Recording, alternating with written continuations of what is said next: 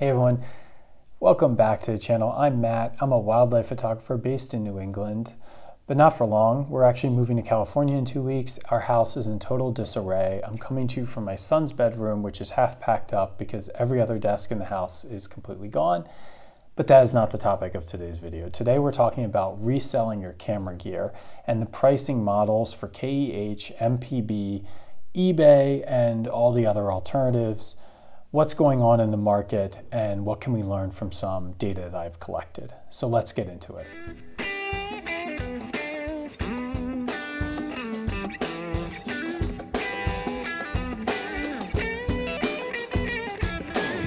All right, well, there's no reason why you should know this, but I studied economics in undergrad. In fact, I was an economics major. And that's not saying that I'm an economist by any long shot. I tend to think of those as folks who did a PhD dissertation in economics. But I do know a bit about the field, and I'm generally interested in markets and how they function and pricing structures and things like that. So I'm interested in selling some camera gear. Long story short, I want to buy an incredibly expensive but amazing lens that I'm going to keep for about a decade. At least I hope, and that's the EF 500mm f4 IS Mark II lens, which is a killer wildlife lens, but it's super expensive and it requires me to sell most of my telephoto wildlife gear as I transition to a full frame telephoto body situation. Now, that's maybe another video in itself, but the result of that is that I'm selling a lot of my camera gear. And because I'm selling my gear, and I'm kind of an economist / enjoy this stuff, even though I just said I wasn't, I think about this and I collect data and I analyze that data and I try to understand what's going on with the market that I'm interacting with. And to that end, I've been looking at MPB, KEH, and eBay, and Facebook Marketplace, but I won't go into too much detail on that. And I've been looking at these different modalities of sale and trying to figure out what is going on with their pricing structures and how can it be that they're offering me so much less than what they're selling the same piece of equipment for to people who want to buy it. So that's what I'm digging into today. And I put together a PowerPoint presentation. I promise you I will try to make it not that boring, but I wanted to share with you the data. So I'm going to screen share the PowerPoint presentation and we'll just walk through what I found. So on the left column here, you're going to see 6 pieces of camera equipment. The first 3 are the things I'm trying to sell. So I'm selling an EF 300mm f2.8 IS Mark II. I freaking love that lens. It's amazing, but it's a little short for wildlife. I'm selling the RF 100-500 and the Canon R7. That's my deal. But I also thought it'd be interesting for folks who are out there who might shoot Nikon or other, Sony or Fuji, to include some other examples. So I'm also including the D850, phenomenal camera body that I used to shoot, the XT4, love those Fuji colors in film simulations, and the Sony A7R4, which just became kind of out of date as the R5 came out, and I think a lot of people might be interested in selling that camera body. So anyway, here we go. We've got 6 different pieces of camera equipment, and I'm looking in this particular one at MPB. We'll then go on to look at KEH. So what you see here are 2 prices for each piece of equipment. The solid dot is going to be the price that MPB is willing to pay any of us right now for a like new, so the best possible condition piece of equipment. So the EF 300mm f2.8 IS Mark II lens, they'd be willing to pay me $3,100. They're going to go ahead and turn around and offer that exact same lens for sale, assuming it is like new. They're going to sell that for $4,500. And that's the hollow dot that you see here. So this is the markup. This is what they're making off of me, essentially, or off of this transaction. Now, there's always a markup for every single camera body and camera lens. I couldn't find any data on the 100-500. That's why it's blank for this one. But you can see that markup varies a little bit. But generally, there's a markup. And I'll get into quantifying the volume of that in a second. Let's first look at KEH. So the exact same camera gear, but I might go to KEH to sell it, right? So let's also look at KEH. Well, KEH seems to lowball you, say, even more than MPB. And if you take the EF 300mm, again, for like new condition, or I think they call it like new minus or new minus or something like that, they're only willing to pay you $2,600 for the EF 300mm f2.8. Now, it's not like they value that camera lens lower. In fact, they're selling it for more than MPB is. They're selling for $4,700. So essentially, they're making $2,000 on that transaction, which is a little insane. And that goes particularly also for the Fujifilm X-T4. Now, I double and triple checked these numbers because they're so crazy to me. But a like new Fujifilm X-T4 camera body, they would only pay you $515 for that. But they'll turn around and sell that for almost 3 times as much, $1,300, $1,350. And that kind of blew my mind. But anyway, this is the data that I found, and it's really interesting. So let's look a little bit deeper and just quantify the markup. So how much money, or what percentage, is KEH and MPB making on each transaction? And do we see any patterns? Well, yes, we do.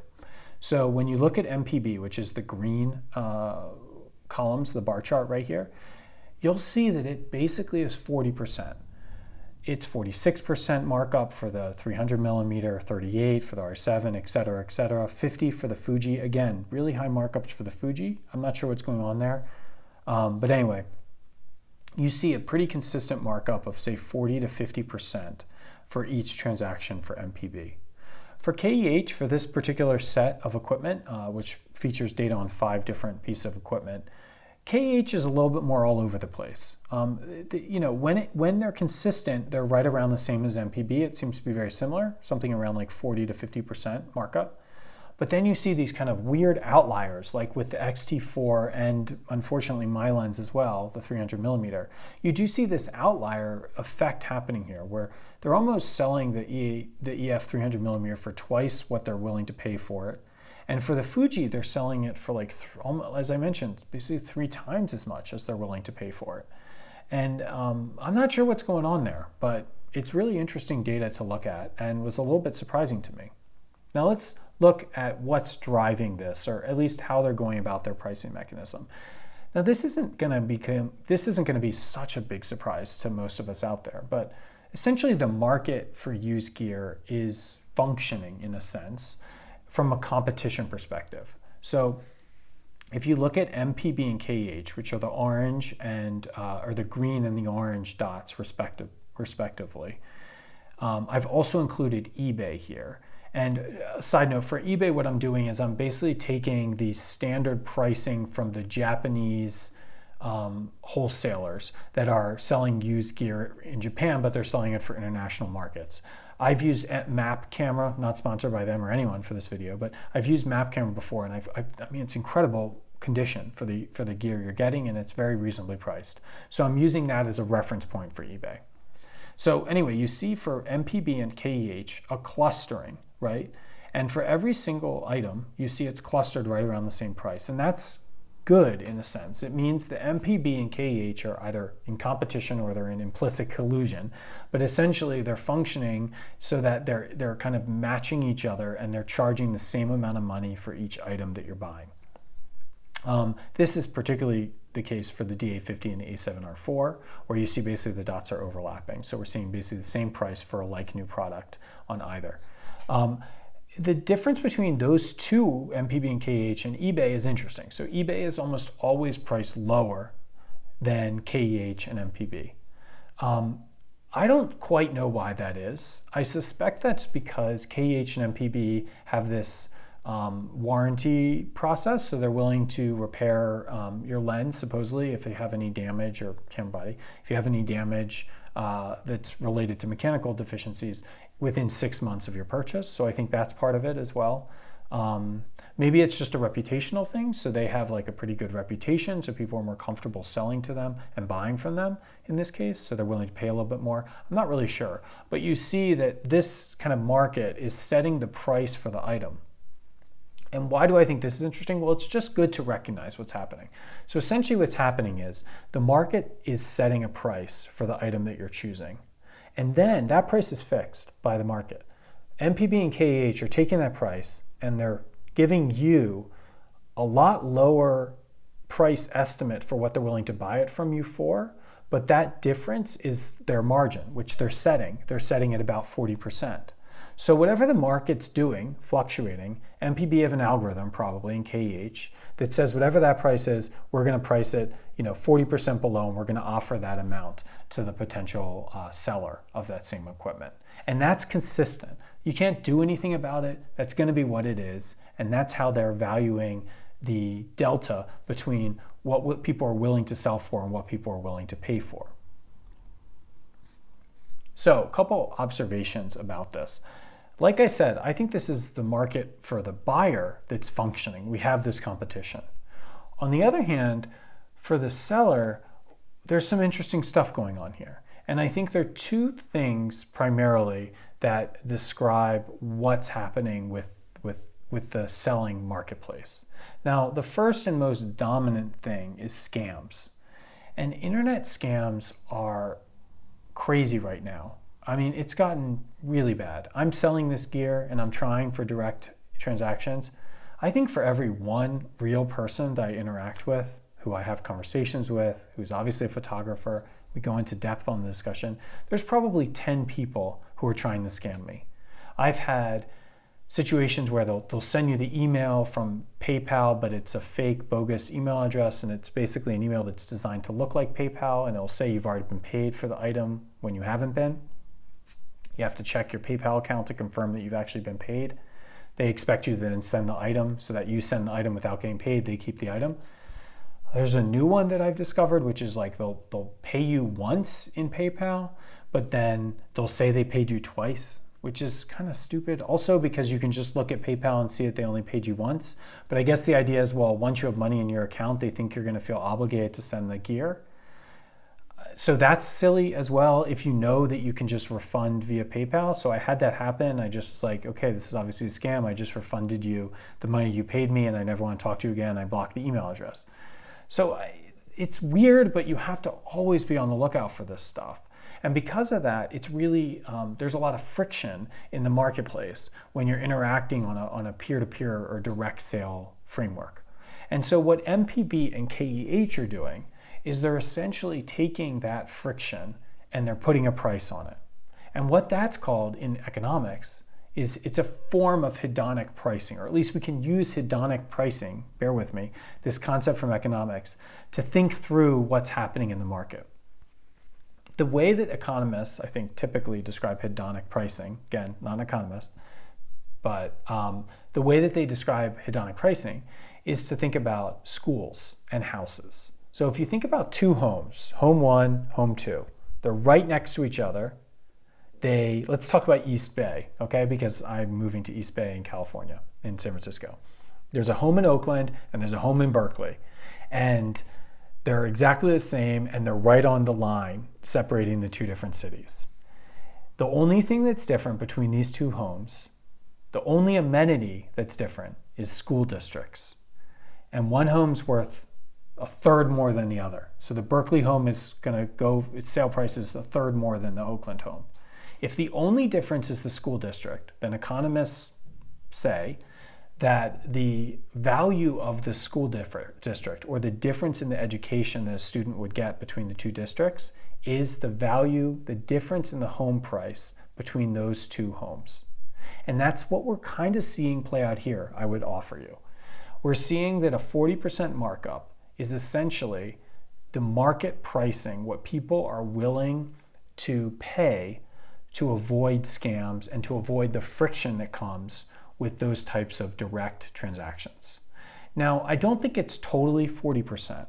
And the reason why is because the number two item that I think is happening here, which is I don't think people totally know, I don't think everyone knows how much KEH and MPB are undercutting the market when they offer you an amount for your item.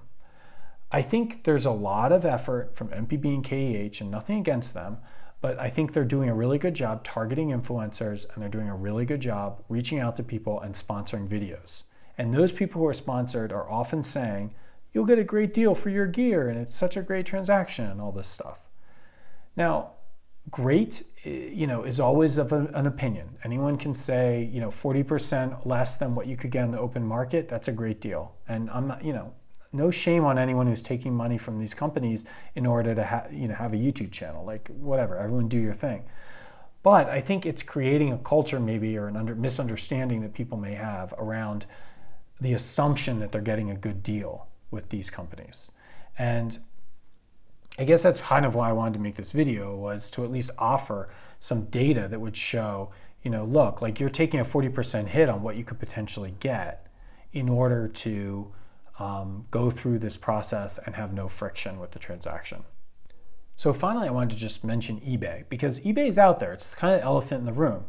It's a direct sale, right? You go straight to someone who's buying it, and it's a secure transaction if you do it through eBay, because you're doing PayPal goods and services, and that's a secure transaction. And eBay has its own insurance policies. Okay, so what about eBay? Well, let's go through an example with eBay that shows how their fees essentially equalize the seller's profit in the same to what MPB and KEH are willing to offer. So here's an example I have. This is my lens. This is literally what I'm dealing with, and I'm giving you numbers that are real. So, the example is the Canon EF 300mm f2.8 IS Mark II. Just love saying that. Now, the dominant price on eBay was about $3,800, as I mentioned, and the offers I'm getting, the best offer I've gotten for that lens in the last week is $3,700. Okay, $3,700 seems good, right? We're meeting in the middle. It might be worth 42, but MPB is willing to offer 4,100, so we're meeting in the middle, right? Well, not so much. eBay has a fee. eBay charges 13.5% of transactions. For this particular lens at $3,700, that fee is $500. So what I would actually get out of that sale is $3,200. Now, what was the MPB value again? Oh, right, it was $3,100. So you see there, basically, forget KEH, which is totally outrageously low right now.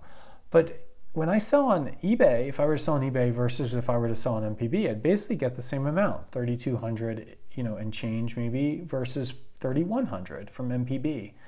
So both are much lower than the lens is worth. That same lens is going to get turned around and sold for $4,000 on MPB or more, $4,300, $4,500. But the market's equalizing that, incorporating the eBay fee. And as the seller, I'm essentially in the same situation either way. So that's why eBay is not really that much of a viable alternative. Okay, so say you want to make the most money possible. What's the best way to do it? Well, it's pretty clear. The best way to go about, if you want to make the most money possible as a seller, is to find another human, which is harder than it may seem, who's interested in your product, meet them in person, and do the transaction. Now that carries with it risk. It carries risk that around interacting with somebody with an expensive piece of equipment and money. It carries risk because some people are not honest and they might try to still defraud you. So using things like PayPal goods and services, which charges 4%, is a good way to get around that, or Zelle. But essentially, if you meet somebody who is a genuine good person and they want to buy your equipment, you can make a deal that benefits both parties. So take, for example, the EF 300mm f2.8 that I keep talking about. Well, with that particular lens, say it's selling for $4,500 on MPB. What if two people meet, you sell it for $3,800? The person who's buying it gets a really good deal, and the person who's selling it gets a really good deal because they would have only gotten $3,100 from MPB. So that's clearly the best option, but the problem is that's really hard to work out because there's so many scammers, and because the best way to meet people is the internet, who are interested. But it's also the place where there's the most scamming going on. So from my perspective, I'm waiting. I'm going about it slowly. I'm trying to find the people who are genuine. I'm looking at local community groups that are photography groups, whether it's in San Francisco or Boston. I'm looking at marketplaces that are local, that you can interact with people and evaluate them based on their public persona and who they are. So, you have to do a lot of work to just find the humans out there. And if I were to leave with one final thought, it's that there's just a lot of market failure brought by scamming and deceitfulness on the internet. And it's really unfortunate. And it's an example of the internet in the best case scenario and the worst case scenario. The best thing it offers is connecting people who are interested in similar stuff and facilitating these types of interactions and transactions. But the worst thing about it is the scamming and the trolling and all of the kind of negative aspects of the internet. And anyway, I don't want to dwell too much on this philosophically, but I do think it's interesting that, we're left in a situation where you really have to go back to the human to human interaction in order to get around a lot of the problems that the internet's causing. So anyway, with that, I will leave that information with you, and I will encourage you to think through it and consider all these options wisely if you're going to sell your gear. And we'll see what happens with mine. I won't be that sad if I end up not finding a reasonable buyer for my gear, because I'm really happy with all of it and the way it performs. I just would like to take it kind of to the next level in terms of reach. So anyway, be well, get outside, 70 degrees outside, so I'm gonna go walk the dog, and I'll see you with the next video. Bye-bye.